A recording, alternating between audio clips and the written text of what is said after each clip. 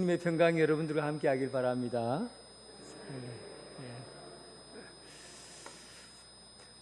오늘 여러분들에게 동시 한 편을 들려주려고 그래요. 한번 보세요. 동시입니다. 내가 읽어볼 테니까 동시니까 어린아이 같은 마음으로 들어보세요. 내 눈은 실눈, 내 별명은 실눈이, 듣기 싫어도 실눈이, 애들한테 항의해봐도 실눈이, 속상해 미치겠다. 엊그제 전학생이 왔다.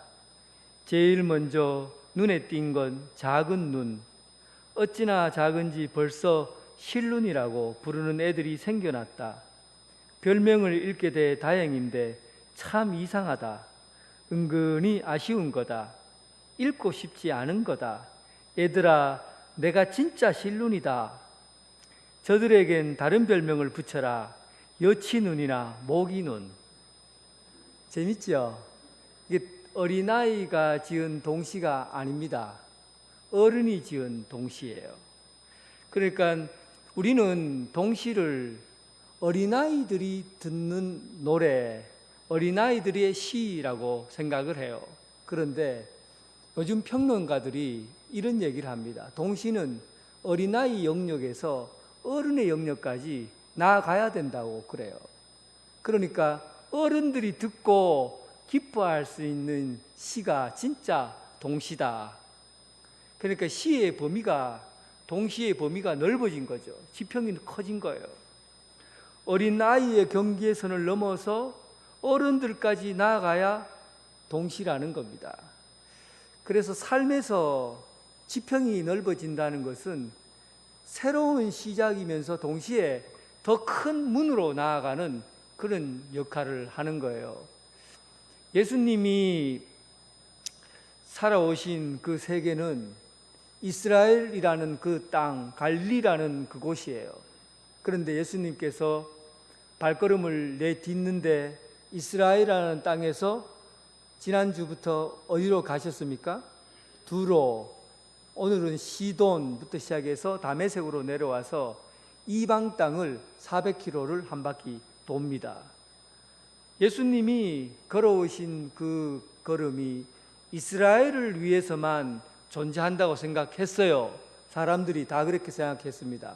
예수님 스스로도 나는 이스라엘의 잃어버린 양을 찾아서 왔다고 그랬잖아요. 그러니까 예수님은 이스라엘을 위해서 이 땅에 오셨다, 그렇게 생각을 했습니다. 그러나 오늘 본문에는 예수님께서 발을 내디디실 때 어디에 발을 내디디셨냐면 지난주부터 두로에 가서 발을 딱 내디셨어요. 두로에는 누가 있었습니까? 스로보니게 여인, 이방 여인이 있었어요. 예수님이 그 여자를 보고 뭐라 불렀는지 기억납니까? 개라고 불렀어요. 이방 여인들은, 이방 땅에 사는 사람들은 유대인들 입장에서는 개라고 불렀어요. 그리고 지옥에 가면 지옥의 불수시개로 사용할 사람이라고 생각했어요. 이런 이방 땅에 예수님께서 가셔서 이방 여인, 스로보니게 여인을 만나고 그에게 있어서 질문 하나를 던졌습니다. 그때 그 여인이 대답한 얘기가, 나는 주인들이 던진 이 개에게 던진 부스러기를 먹는 사람입니다. 그러면서 하나님께서 주시는 그 은혜는 부스러기만큼 아주 작아도 내가 그것을 받기에는 그것이 우리의 삶을 넘치게 하고 우리 아이의 병을 고치기에도 충분합니다.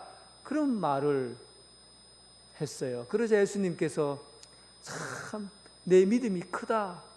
그리고는 이방 여인의 그 믿음으로 말미암아 예수님께서 앞으로의 믿음의 방향은 이스라엘이라는 그 좁은 땅에서 이제 이방 땅으로 그 경계가 넓어지게 될 것이라는 것을 오늘 예수님의 말씀을 통해서 우리에게 전하고자 하는 것이죠.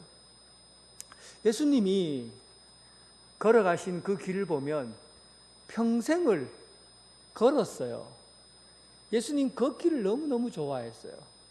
딱 한 번 예수님이 교통 그 말을 망아지를 타고 간 적이 있었는데 그때가 언제입니까? 예루살렘으로 들어가는 그때 예수님이 망아지를 탄 적이 있고 그 외에는 예수님이 전부 걸어 다니셨어요. 얼마나 걸었는지 학자들이 그 걸음을 한번 키로를 한번 계산해 봤어요. 참 학자들 할 일도 없어요. 예수님 걸어간 발걸음까지 다 계산했으니 얼마나 걸었는지 계산해 보니까 예수님이 예루살렘을 1년에 3번씩만 가도 100km가 나오고 갈릴리가 얼마나 되니까 3바퀴를 돌았으니까 몇 킬로가 되고 또 이번에 시돈, 두로, 다메섹을 걸었으니까 몇 킬로가 되고 이렇게 해서 계산을 다 해보니까 21,525마일을 예수님께서 걸었다. 그렇게 평가를 해요. 그런데 이 참 신기하게도 지구가 한 바퀴가 얼마나 되냐면 마일로 계산했습니다. 24,900마일 정도가 된다고 그래요. 그러니까 예수님이 평생에 걸으신 발걸음이 지구 한 바퀴를 돌았답니다.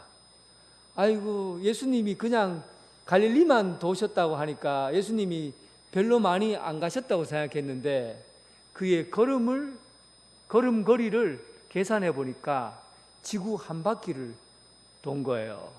결국은 예수님의 공생의 기간 동안에 예수님은 전 세계를 다 다니신 그런 걸음이나 마찬가지로 그렇게 많은 걸음을 내디디셨어요.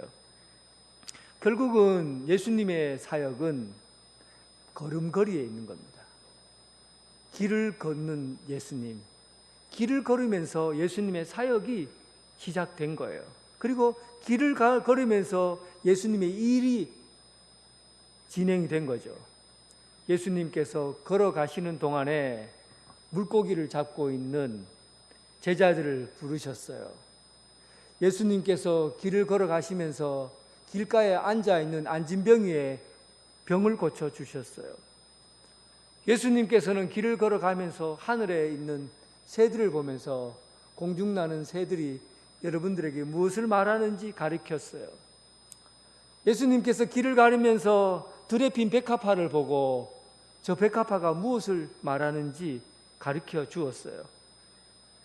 예수님께서 길을 걸으면서 어린아이가 싸온 도시락을 가지고 5,000명이나 먹였어요. 예수님께서는 길에서 모든 일을 하신 거예요. 그런데 예수님께서 걸으시는 이 발걸음이 그냥 아무런 의미 없이 그냥 발걸음을 내디디셨는가? 모든 부분에서 하나님 예수님의 계획된 사역이 있고 일이 있다고 한다면 예수님은 오늘 본문에 기록한 시돈 지방까지 그리고 다메섹으로 돌아가는 그 걸음에도 분명히 어떤 의미가 담겨 있을 거라고 생각할 수 있습니다. 31절에 예수께서 다시 두로 지방에서 나와 시돈을 지나 데가볼리 지방을 통과하여 갈릴리 호수에 이르셨다 그랬습니다. 이 거리를 제가 자로 한번 탁 재봤어요. 얼마 정도 거리를 걸었을까 해보니까 예수님께서 가버나움 쪽에서 두로까지 가는데 거리가 한 30km 정도 되더라고요. 30km 되고 또 두로에서 시돈까지 가는 거리가 한 25km 정도 되고 그렇게 해서 계산을 해보니까 예수님께서 이방 땅을 다 걸으신 그 거리가 400km 정도 넉넉하게 직선거리로 계산했으니까 아마 길이 직선이 아닐 거예요. 산길도 가야 되고 꼬불꼬불하고 이런 길을 가셨을 테니까 아마 400km 이상을 걸으셨다고 봐요. 그 400km는 하루에 보통 사람들이 순례를 가면 20km에서 30km 정도 가방 메고 걷는 것만 하면 하루에 20에서 30km를 걷는다고 그래요. 그러면 한 달 정도 걸리는 거리가 400km입니다. 예수님께서 그냥 배낭만 메고 계속 걷기만 하시는 분이 아니잖아요.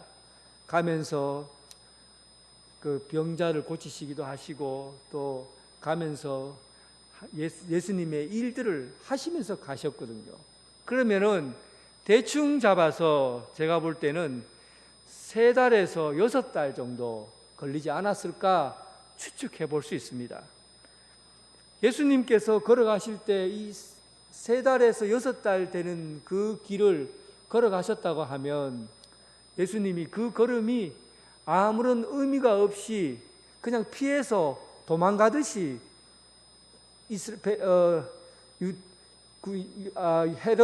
헤롯이라든지 아니면은 바리새인들을 피해서 도망치듯이 그렇게 피해서 가셨을까? 저는 그렇게 생각하지 않아요. 왜냐하면 요한복음 4장에 보면 예수님께서 사마리아 지방을 지나가잖아요. 그때 예수님이 뭐라고 말씀하셨냐면 내가 사마리아 지방을 지나가야겠다 그랬거든요. 사마리아 지방을 지나가야 하겠다. 의도가 있게 그 땅을 지나간다는 그런 의미잖아요. 원래 사마리아 땅은 갈릴리에서부터 예루살렘으로 내려오는 길에 있어요. 그 사마리아 땅을 그냥 지나가면 굉장히 직선거리로 빠른 길이에요. 그런데 이스라엘 사람들은 사마리아 땅은 이방 땅이고 이방 땅인 것처럼 여겼고, 그리고 아수르 군이 쳐들어왔을 때 사마리아가 이방 나라들과 혼합되었기 때문에 거기들이 이방 종교들을 같이 가지고 왔거든요. 그래서 이 사마리아 땅에 사는 사람은 우상을 섬기는 땅이요, 그리고 이방인들보다 더 나쁜 취급을 받았어요. 그래서 웬만한 유대인들은 사마리아 땅을 맨발로 지나가지 않습니다. 돌아서 지나가죠. 그런데 예수님께서 사마리아 땅을 지나가야만 하겠다 그렇게 말씀하셨어요. 왜 그렇게 말씀하셨는가? 분명히 이유가 있는 겁니다. 무슨 이유예요? 사마리아에 있는 한 여인을 만나기 위해서요. 그 여인에게 하나님께서 복음을 전파하시고 하나님 나라를 전하고 영원한 생명을 얻게 하시기 위해서 그 땅을 지나가셨어요. 그리고 그 여인으로 인해서 사마리아 지역에 복음이 전파됩니다. 예수님께서는 길을 걷는데 무작정 길을 걷지 않으셨어요. 분명한 이유가 있고 또 예수님의 그 길을 걷는 데는 예수님의 사명이 있는 겁니다. 그래서 예수님은 언제나 길 위에서 주의 말씀을 전하셨어요. 하나님 나라를 선포하고 복음을 전하셨어요. 그렇게 본다면 오늘날 여러분들에게 있어서 길은 어떤 곳입니까? 제가 잘 아는 신학 교수 한 분은 예수님을 닮겠다고 예수님께서 맨발로 걸어가셨으니까 자기도 맨발로 걸어가면서 살겠다고 신발을 신지 않고 학교에 오셨어요. 매일 신발을 벗고 맨발로 다니는 거예요. 그때 당시에는 제가 이렇게 생각했어요. 야, 참 교수님 존경할 만하다. 하나님 나라를 위해서 예수님을 닮고자 하는 저 모습이 참 아름답다. 그렇게 존경하는 마음을 품었어요. 그런데 제가 오늘 본문을 가만히 보면서 예수님께서 길을 걸으셨던 것은 사람에게 보여주기 위해서 걸으신 게 아니고 운동하기 위해서 걸으신 것도 아니고 그리고 목적지에 도달하기 위해서 길을 간 게 아니에요. 예수님이 길을 걸으신 것은 잃어버린 영혼을 찾기 위해서 길을 걸으신 겁니다. 하나님 나라를 전파하기 위해서 길을 걸으신 거예요. 길 위에 있어야 사람을 만날 수 있거든요. 지금은 카페라든지 뭐 어디 모임 장소가 있어서 만날 수 있지만 예수님 당시에는 길에 서야 사람을 만나요. 길에 서야 안진뱅이를 만나고 길에 서야 귀신이 들린 사람을 만나고 길에 서야 사람들을 만나요. 그래서 예수님께서는 길을 걸으신 겁니다. 여러분들에게서 길은 어디에 있습니까? 예수님을 알지 못하는 사람, 예수님을 모르는 사람들이 있는 그곳이 바로 우리가 가야 될 길입니다. 여러분들 길 위에 서 있으시길 바랍니다. 사람을 만나시기 바랍니다. 예수 주님을 알지 못하고 살아가는 이들에게 여러분 길을 아셔서 주님 예수 그리스도의 복음을 전파하는 여러분들의 삶이 되길 주님의 이름으로 축원합니다. 근데 오늘 본문은 예수님께서 이방 땅을 걸어 다니는 곳이잖아요. 근데 그 이방 땅을 걷는데 병자들이 딱 두 사람만 나옵니다. 하나는 귀신 들린 딸을 둔 사람이고, 그리고 한 사람은 기먹고 입에 말이 잘 안 되는 사람, 두 사람을 만나요. 예수님께서 움직이실 때 얼마나 많은 사람들이 찾아옵니까? 중풍병자들 찾아오고, 그리고 귀신 들린 사람들도 찾아오고, 나병 환자도 찾아오고, 맹인도 찾아오고, 혈유병 걸린 자도 찾아오고, 예수님께서 머무시는 곳에는요 수많은 사람들이 찾아와요. 그런데 오늘 본문에 보면 딱 두 사람 이야기밖에 나오질 않아요. 그 많은 사람들의 이야기는 왜 기록되지 않았을까? 어떨 것 같아요, 여러분? 왜 예수님의 이야기는 여기서 딱 두 사람 이야기밖에 나오질 않고 다른 사람 이야기는 나오지 않습니다. 가버나움에서만 해도 얼마나 많은 사람들이 고침을 받고 그 많은 사람들의 이야기가 나와요. 그런데 400km를 걸어갔던 그 기나긴 여정, 세 달에서 6달 걸리는 그 긴 여정 속에서 예수님이 병자를 고치거나 귀신을 쫓아내고 이런 일이 없었습니까? 근데 어떻게 해서 오늘의 본문에는 딱 두 사람 이야기만 기록되었을까요? 저는 분명히 너무나 많은 이야기들이 예수님에게는 있었지만 오늘 본문에 기록된 이 두 사람의 이야기가 우리들에게 중대한 이야기를 전달해 주려고 하는 겁니다. 예수님의 사역에서 이 두 사람의 사역이 이 이방인들에게 문을 여는, 지평을 여는 새로운 세계를 열어가는 데 있어서 두 사람의 이야기가 중심부에 있기 때문에 다른 이야기들보다도 딱 이 두 사람의 이야기가 집중되어서 기록되어 있는 겁니다. 오늘 본문에서 나와 있는 이 이야기를 한번 살펴보겠습니다. 왜 이 이야기가 그렇게 중요한 이야기인가? 자, 먼저 이 사람 32절에 나옵니다. 사람들이 기먹고 말 더듬는 자를 데리고 예수께 나와 안수하여 주시기를 간구했다. 기먹고 말 더듬는 자를 누가 데려왔습니까? 사람들이 이 사람을 데려왔어요. 그런데 기가 먹었어요. 몸에서 기라는 기관은 굉장히 중요합니다. 입보다 더 중요해요. 그래서 하나님께서 기를 2개를 만들었고 입은 하나를 만들었어요. 말하는 것은 적게 하고 듣는 것을 많이 해라 라는 의미이죠. 그만큼 듣는 것이 중요하다는 겁니다. 하나님께서 이 세상을 창조하시고 만드셨어요. 그런데 무신론자들은 하나님이 이 세상을 창조하고 만드셨다고 얘기를 하지 않습니다. 하나님께서 이 세상을 창조하고 만든 것이 아니라 사람이, 이 세상은 우연히 되어졌고 또 사람이 하나님을 만들었다고 생각을 해요. 사람이 하나님을 만들었으니까 사람 마음대로 행동하고 생각하는 거예요. 그러니까 무신론자 입장은 그럴 수밖에 없는 게, 살다 보면 고통스러운 일이 있고 이 한계를 넘어서는 일이 있잖아요. 힘든 일이 있잖아요. 그때 사람들은 생각합니다.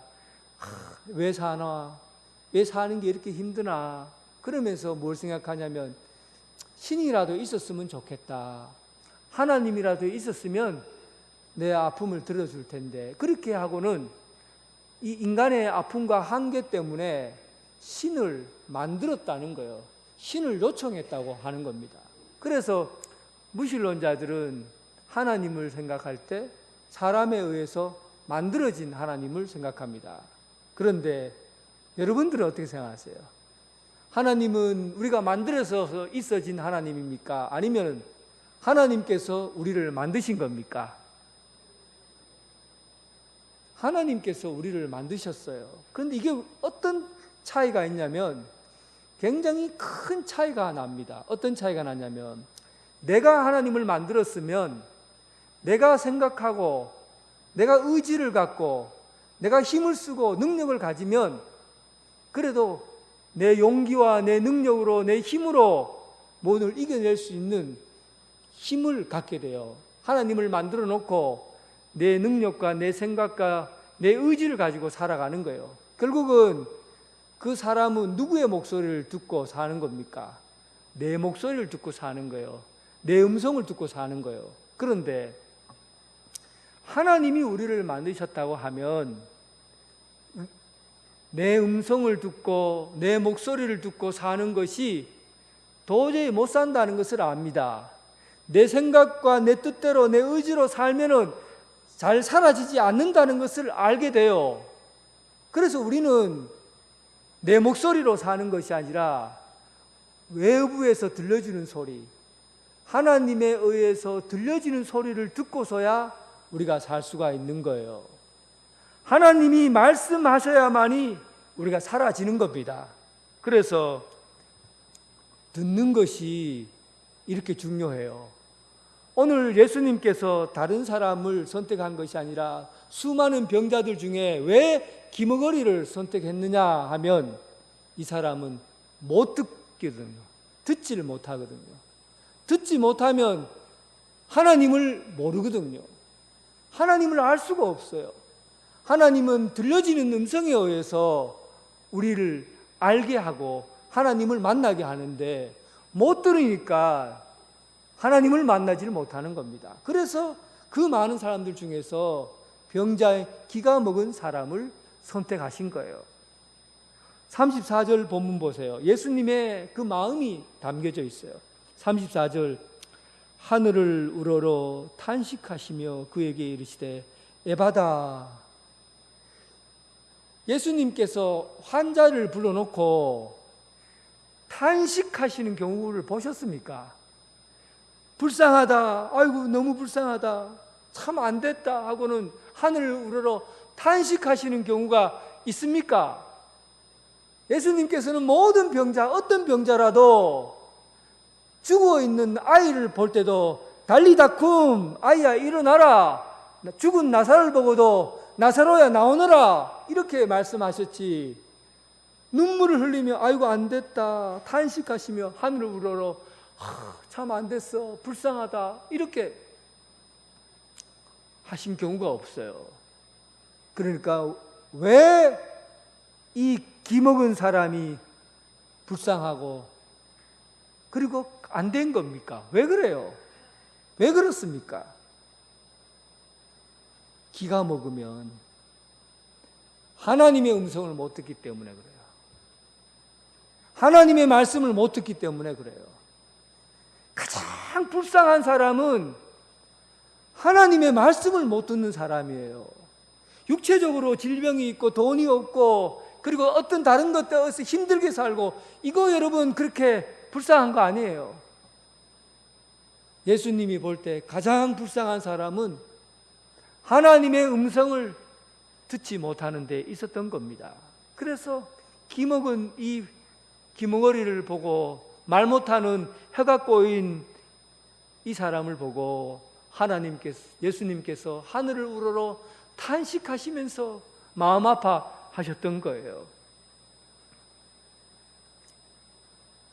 그런데 병자를 고치는 장면을 보면 참 특별한 내용이 담겨져 있죠.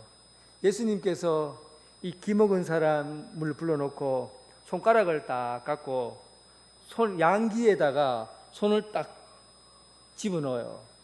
집어넣고는 에바다 하시고는 병을 고친 거예요.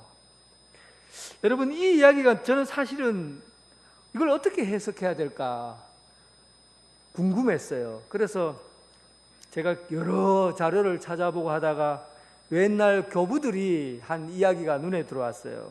어떤 교부가 이런 얘기를 하더라고요. 예수님께서 손가락을 귀에다 싹 꽂은 것은 이 겉에 있는 귀가 열리는 것도 중요하지만 저 속에 있는 귀까지 열리도록 했다는 거예요. 손을 깊숙이 넣은 것은 겉에 있는 귀뿐만 아니라 속에 있는 귀까지 열리도록 했다는 겁니다.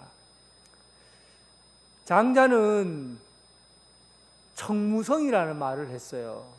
소리 없는 소리. 인간은 소리 없는 소리를 들어야 그 사람이 뛰어난 위대한 사람이 된다. 그런 말이에요. 소리 없는 소리. 소리 없는 소리가 어떤 소리가 있어요? 양심의 소리 들립니까? 소리 없는 소리. 마음의 소리 들립니까? 소리 없는 소리.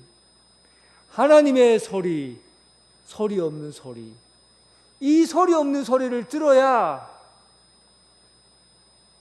이 소리 없는 소리를 들을 때 위대한 사람이 된다는 겁니다. 하나님의 음성을 듣는 사람이 위대한 사람이라는 거죠. 기가 먹은 사람은 이 겉에 기만 먹었잖아요. 그런데 예수님이 볼 때는 영혼의 귀까지도 닫혀 있는 거예요. 하나님의 말씀을 못 들으니까 그의 속의 귀, 영혼의 귀까지도 닫혀 있어서 하나님의 음성을 듣지 못하고 산 거예요. 그래서 예수님께서 그의 귀가, 겉에 있는 귀가 열리고 그리고 그 영혼의 귀가 열려라 라고 손가락을 깊게 놓고 그렇게 에바타라고 말씀하신 거예요. 귀가 열려라. 사랑하는 성도 여러분, 여러분 귀가 열렸습니까? 귀가 열렸어요?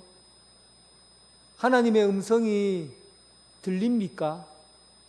소리 없이 들려지는 하나님의 음성이 들립니까? 만약 여러분들 중에서 하나님의 음성을 못 들었다, 하나님의 음성이 어디에 있나, 하나님의 음성을 한 번도 들어본 적이 없다 하시는 분들은 귀가 닫혀 있는 분입니다. 영혼의 귀가 닫혀 있는 거예요. 어떻게 여러분 하나님의 귀가, 하나님께서 우리에게 보여주신 이 세상에서 하나님의 음성을 못 들을 수가 있어요? 이 세상을 창조하실 때 하나님이 말씀으로 창조하셨어요. 나무야 있어라, 해와 달과 별아 있어라, 짐승아 있어라. 하나님께서 말씀 한마디로 이 세상을 다 창조하셨어요. 이 세상 모든 만물에는 하나님의 말이 깃들어 있는 거예요. 하늘을 보면 하나님의 음성을 들을 수 있고, 바람 소리를 들으면 거기에 하나님의 소리가 담겨져 있고, 흘러가는 물소리 가운데 하나님이 말씀하고 계시고, 저 하늘 나르는 새들 속에서 들려지는 소리 가운데 하나님의 음성이 있고, 어떻게 여러분 하나님의 음성이 들려지지 않을 수가 있어요? 기가 막혀 있기 때문에 그래요. 영혼의 기가 막혀 있기 때문에 하나님의 음성을 못 듣는 겁니다. 예수님의 말씀이 여기에 있습니다. 예수님이 말씀하신 것들이 이 글로 다 기록되어 있어요. 성경 말씀이에요. 이 성경 말씀이 우리에게 지금 전해지잖아요. 그런데 왜 하나님의 음성이 안 들려요? 하나님의 말씀이 들리질 않는 겁니까? 영혼의 귀가 닫혀 있기 때문에 그래요. 예수님께서 가장 불쌍하게 여기는 사람이 누군 줄 압니까? 영혼의 귀가 닫혀 있는 사람이에요. 오늘 주님께서 여기에서 말씀하십니다. 에바타, 귀가 열려라. 여러분 귀를 열으시기 바랍니다. 하나님의 말씀을 들으셔야 우리가 살아요. 말씀을 듣지 않고는 우리는 못 삽니다. 하나님이 우리를 만드셨기 때문에 내 소리를 듣고는 살 수가 없어요. 내 음성을 듣고서는 길을 못 찾고, 내 음성을 듣고서는 사는 방법을 몰라요. 우리가 사는 유일한 길은 에바타, 귀가 열려서 하나님의 음성을 듣고서야 사는 길이 열립니다.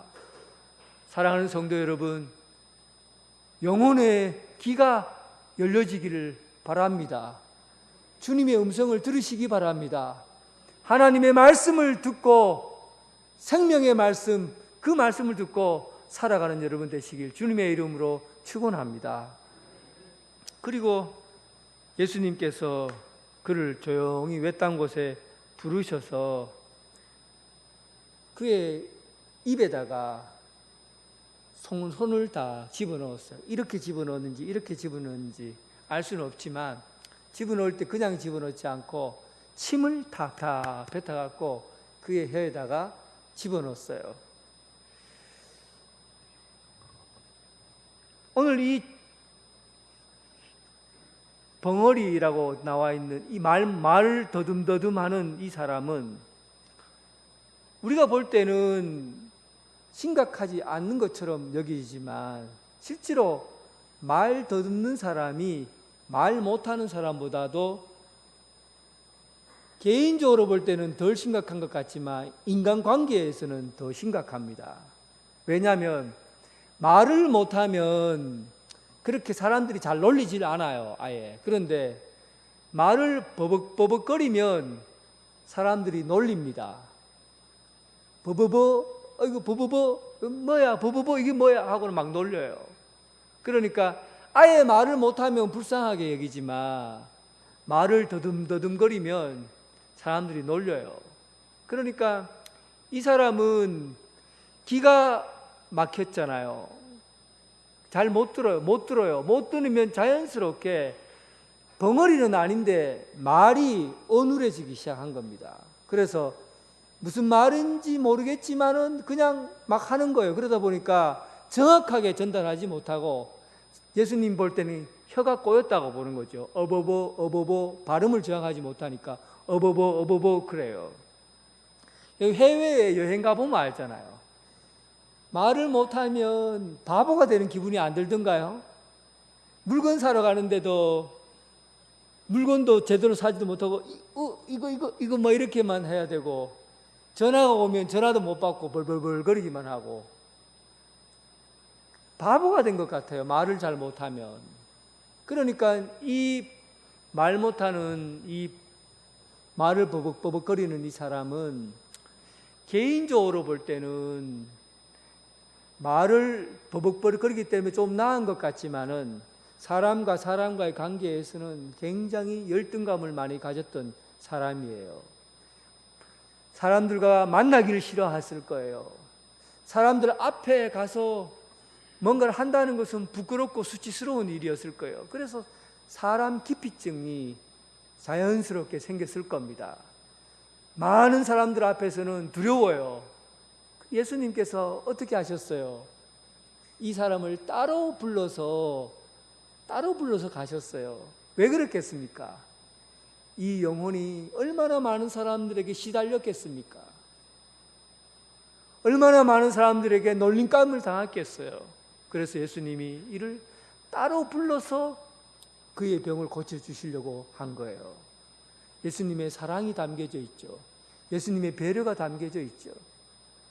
예수님께서 그의 혀에다가 손을 집어넣으시고 침을 뱉어서 집어넣으셨어요. 이 본문도 참 예수님께서는 너무 자세하게 기록되어 있어서 이 본문이 양귀에다 손가락을 집어넣고 손에다 침을 묻혀서 혀속 깊이 집어넣고 이게 무슨 이유가 있지 않으면 이렇게 자세하게 설명할 이유가 있겠어요, 여러분? 분명히 이 부분은 의미를 해석해야 됩니다. 그렇지 않으면 예수님께서 자세하게 설명한 것에 대해서 이유가 그냥 예수님이 고칠 수 있는데 이렇게 자세하게 기록했을까? 제가 아무리 머리를 써도 답을 찾을 수가 없었어요. 그래서 다시 책을 보고 하다 보니까 한 분이 이런 얘기를 하더라고요. 예수님의 침은 지혜의 엑기스다. 지혜의 엑기스. 지혜의 즙액이다. 예수님의 침을 발라서 그의 속에 집어넣은 것은 예수님의 말씀이 엑기스가 되어서 드러났다는 겁니다. 이해 갑니까? 이해 안 가는 게 정상이에요. 에키스, 예수님의 말씀이 혀에 집어넣었을 때 그 말씀이 그의 삶을, 혀가 풀려지고 삶이 풀려지는 거예요. 복음성가 중에 나의 입술의 모든 말과 나의 마음의 묵상이 주께 연락되기를 원하네. 알죠? 나의 입술의 모든 말. 그러니까 우리가 입을 열어서 말하는 모든 곳에 예수님의 말씀이 모든 것이에요. 모든 것을 풀어주는 말씀이에요. 요한복음 3장에 니고데모라는 사람이 율법학자예요. 성경의 박사예요. 그런데 혀가 꼬여 있어요. 말이 꼬여 있어요. 왜 그랬습니까? 그가 율법학자고 말씀을 잘 아는데 어떻게 해야 영생을 얻을지 모르는 거예요. 그래서 예수님 앞에, 예수님 어떻게 해야 영생을 얻겠습니까? 하나님 나라에 갈 수 있습니까? 라고 말하니까 예수님께서 물과 성령으로 거듭나야만 내가 산다. 거듭나야 한다. 그의 인생이 확 풀려버렸어요. 꼬여있는, 혀가 꼬여있고 인생이 꼬여 있었는데 예수님의 말씀이 혀에, 입바닥, 혀에 그 침이, 예수님의 침이 그의 입술에 닿으니까 거듭나야 한다는 그 말씀으로 그의 인생이 풀려진 겁니다. 혀가 풀려진 거예요. 사마리아에 있는 그 여인에게 내가 어떻게 해야 영원히 물을 마실 수 있습니까? 꼬여 있었어요. 그의 인생이 꼬여 있었죠. 영원히 물을 마셔야 되는데 나는 매일매일 낮에 물을 들어와야 되니까 어떻게 해야 영원한 물을 마실 수 있습니까? 내가 영원한 물이다. 나를 마셔라. 그의 인생이 풀린 거죠. 예수님의 말씀이 그의 혀에 닿자 그의 말씀으로 그의 인생이 풀린 거예요.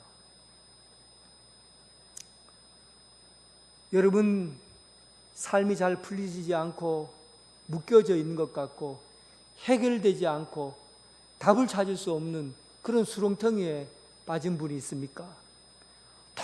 도저히 꼬여서 풀리지 않는 그런 인생의 숙제와 같은 것들이 여러분 속에 있습니까?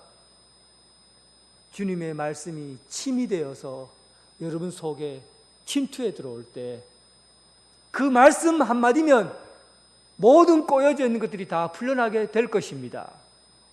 오늘 여러분 인생에서 꼬여있고 묶여져 있는 모든 사슬에서 생명의 말씀으로 여러분 입술이 풀려지고 여러분들의 삶이 풀려지고 여러분 인생에 영혼이 풀려나는 그런 참 자유를 얻는 여러분 되시길 주님의 이름으로 축원합니다. 하나님 아버지,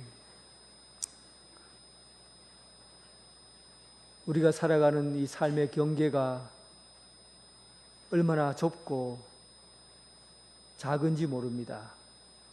예수님께서 저 이방 땅 넘어 두로와 시돈 땅 다메섹까지 도르시면서 우리가 살아가야 될 삶의 지평을 넓혀주셨듯이 예수님께서 우리에게 부탁하신 그 말씀을 들고 예루살렘과 사마리아와 땅끝까지 복음의 지평을 넓혀갈 수 있는 복음 전도자들 되게 하여 주시옵소서.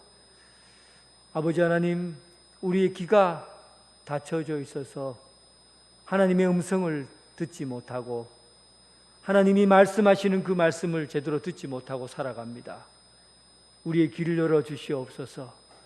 우리 영혼의 귀를 열어 주셔서 주님의 말씀을 듣고 생명의 말씀을 듣고 말씀으로 양육받고 또 새로워지고 새 힘을 얻게 하여 주시옵소서. 우리 인생이 꼬여 있습니다. 묶여 있습니다. 풀려지지 않는 숙제와 같은 것들이 우리 삶을 꼬고 있습니다. 주님께서 우리 입술에 침을 발라주셔서 말씀으로 지혜로 회복되는 역사가 있게 하여 주시옵소서. 모든 묶여져 있는 것들을 풀어주시고 해방시켜 주시고 자유하게 해 주옵소서. 예수님 이름으로 기도드립니다. 아멘.